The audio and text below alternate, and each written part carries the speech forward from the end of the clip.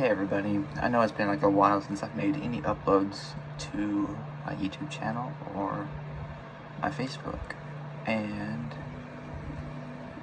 I've had some stuff going on, personal stuff, so I've been taking a little break, plus maybe just a smidge of procrastination.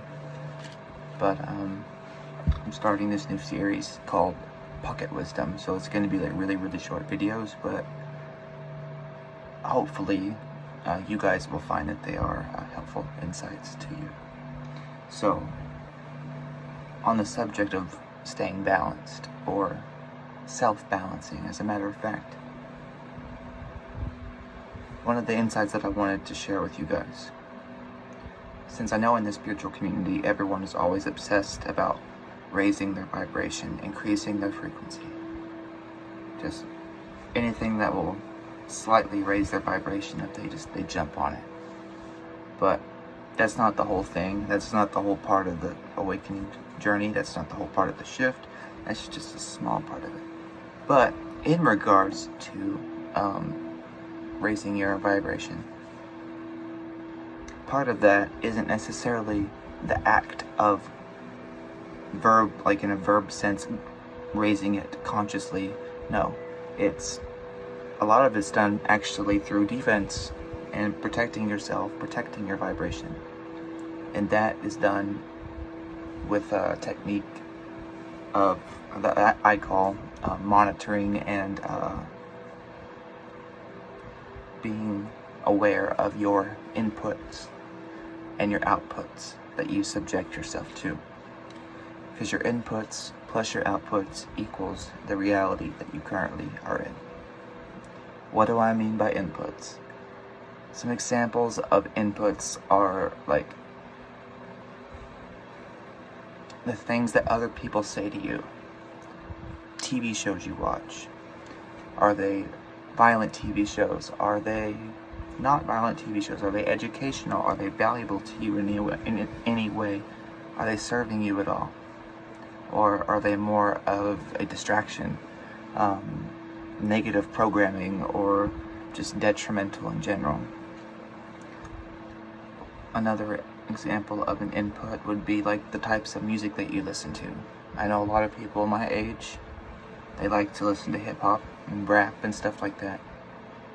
And like I've tried to listen to some of it, but it all kind of sounds the same. Just a different like beat, different bass line, and different lyrics. And even the lyrics sometimes I don't even get it. I don't understand. But maybe it's just me. But I hear a lot of the lyrics, they talk about the same thing. They talk about like sex. They talk about fucking girls or whatever. Getting bitches, doing drugs. You name it. And if it's like something that's really ego related, something very materialistically earth-based pleasure, then it's probably in a song or two. And you gotta think, every time you put your headphones on, and every single time that you put that music on your ears, bursting through your eardrums, you are literally programming your subconscious. Even if you're unaware of it, you don't have to know that you're doing it in order for it to take an effect on you. And that's like the brilliance in whoever's idea was to do this. No, I think I even heard that they changed the concert tuning to 440 hertz instead of 432 hertz, and that's supposed to like do something to your energetic body and create disharmony. I'm not sure about all that, because it doesn't sound like a practical thing. It sounds like hearsay a little bit. So, and I don't have any personal experience with that. And I'll only share things on this channel and on this Facebook page that I've already experienced myself personally. But besides music, it could be your friends, or the people that you hang around, your coworkers. Are they people that build you up? Are they people that have your best interests in mind? Are they people that would be there at the snap of a finger when shit got real? Or are they people that are deceitful? Are they not trustworthy? Do they steal? Are they gossipy, conniving? Will they talk about you behind your back when you're not there to defend yourself. Those people aren't your friends, first off. But it's not to say that you need to blame them, because any negative response or input that you get from anybody is really just a reflection of where they're at on their own healing journey personally, whether they're aware of it or not. So bless your enemies, don't curse them.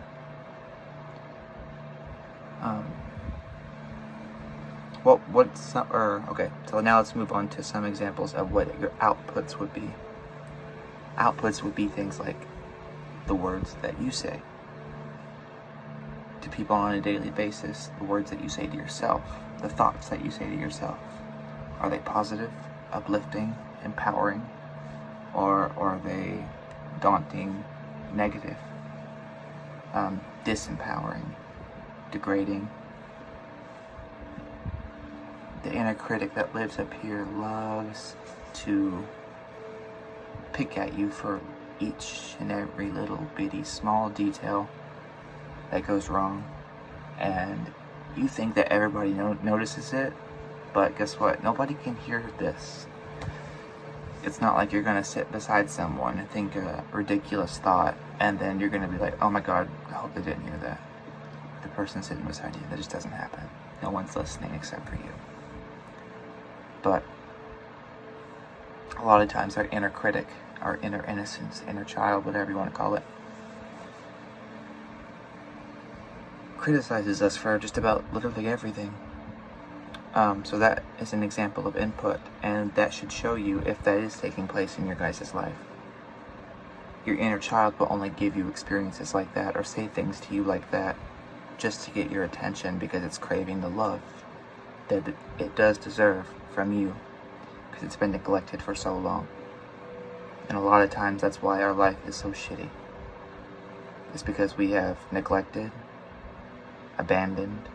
Sometimes we even make up with our inner child, but then the moment we make up with it and we're back on the same page, we fuck them over again. And it's like the little boy that cried wolf, you know? And the inner child kind of catches on after a little while, so it kind of becomes harder and harder and harder to gain its trust back. And I know that personally now, like right now. So I know that to be true for myself. Other examples of outputs would be things that like other people say to you, or the way that you react or respond to outward stimulus. So when someone approaches you with a negative energy about them, really domineering, like you could tell that all they really want is trouble, or someone to word vomit their dramatic BS onto, and you happen to be the target for that day, and they unload on you. They call you a bunch of names, like maybe you parked in a parking spot, or you tripped on their shoe getting out of the elevator, I don't know, some shit like that.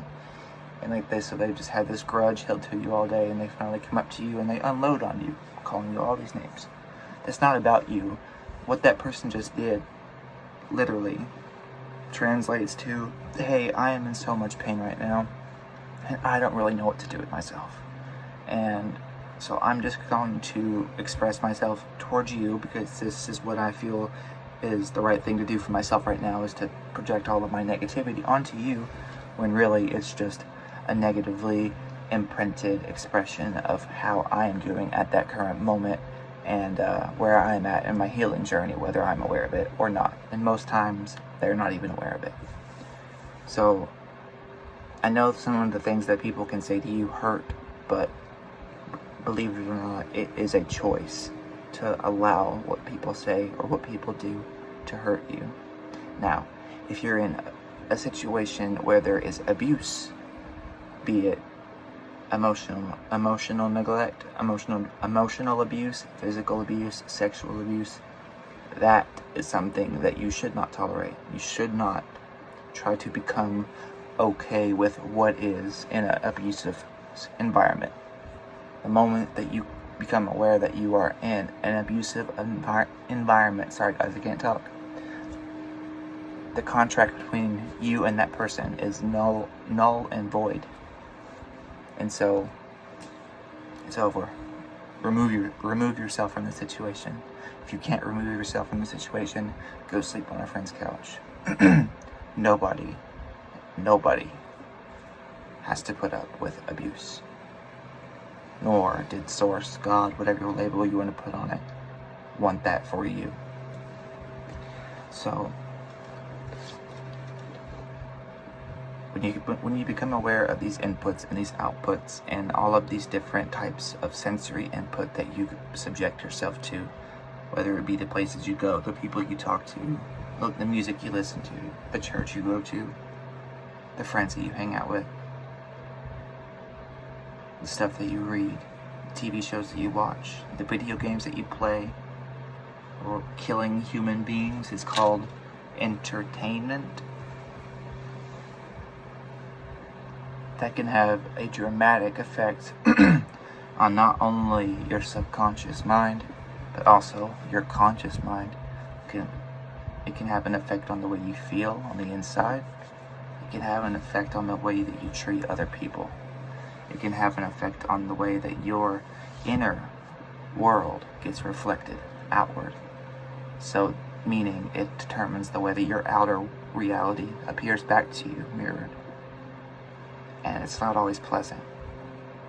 Most of the time, if you subject yourself to some more rather negative content, then chances are it ripples out and reflects negatively in your outer environment. But you have complete control over these things. You're not a victim. You're not a victim of this world. You're not a victim of any person. Bad things might have happened to you, but those bad things do not define you. You might have been abused in the past, but that abuse does not define who you are. You, at your core, at your soul level, you are divinity in form. Dressed up as a human being, wearing this little meat suit, playing this little play, or a little video game called life, in order to better understand itself through the concepts of duality. So, I hope this video was helpful or insightful to some extent. The more that you clean up your inputs and your outputs, the more positive experiences that you're going to start to notice in your outer reality, and life is going to become so much easier. So, I hope you guys liked this video. If you guys did like this video, if you guys don't care, since I'm like a new page and a new YouTube channel just getting started, give it a like. If you feel inspired to do this, then please subscribe if you feel called to do so. Other than that, I hope you guys have a blessed day. Thank you for listening, and I bless each and every one of you with a peace that passes all understanding. Namaste.